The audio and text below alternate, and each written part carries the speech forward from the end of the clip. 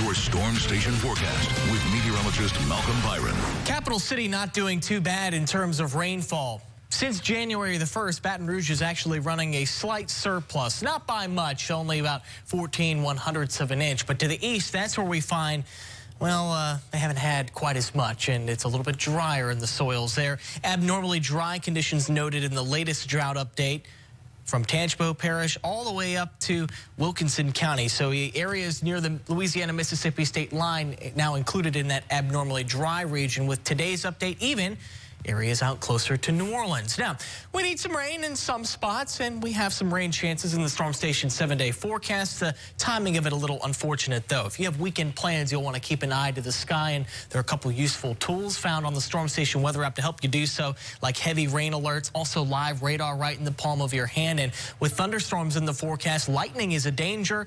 That's something that you can also set up on the Storm Station mobile app as well. Make sure you have those notifications turned on. Here's the setup for this weekend. A cold front approaching from the north and then off to the west and approaching upper level disturbance. And interestingly enough, part of that disturbance or area of disturbed weather is actually the remnants of a Pacific tropical storm. Lorena was a hurricane yesterday, and now it's kind of hanging out in the Baja Peninsula. But so that energy will get strung off and slingshotted eastward toward the northern Gulf Coast. And the two of these things will act in tandem to trigger showers and thunderstorms moving into the weekend. One big event, two actually big events this weekend. On Saturday, LSU's home opener at Tiger Stadium versus Louisiana Tech. Also, Southern University taking on Alabama State on the Bluff. And in the morning, just some filtered sunshine, cloud cover, temperature starting off in the 70s. Should have a sticky feel to the air as well.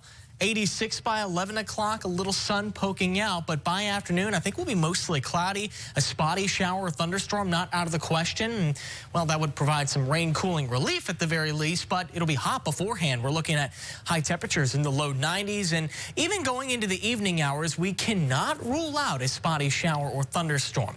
Here's a look at Futurecast. Starting Friday afternoon, tracking that approaching front to the north, quite a bit of moisture along and ahead of it. And by the time we move into Saturday morning, look where all the rain is, northern Louisiana, because that front is pretty far away from us. But as it gets a little bit closer through the course of the day, well, there's just enough forcing there to ring out some spotty showers and thunderstorms. Notice these radar freckles moving from north to south right there on Saturday. Will not be raining at every point. In fact, not all locations will see rain.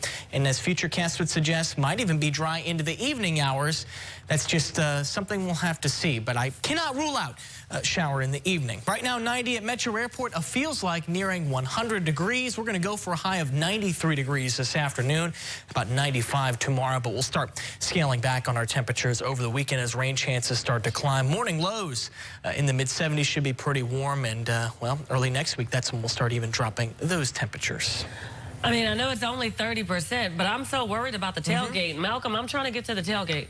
Well, you know, you think about summertime, those isolated pop-up thunderstorms, that's kind of what we're dealing with here. So, you know, so like if it rains over Tiger Stadium, y'all know who to blame. Mia. Well, thank you guys so much for watching WBRZ News.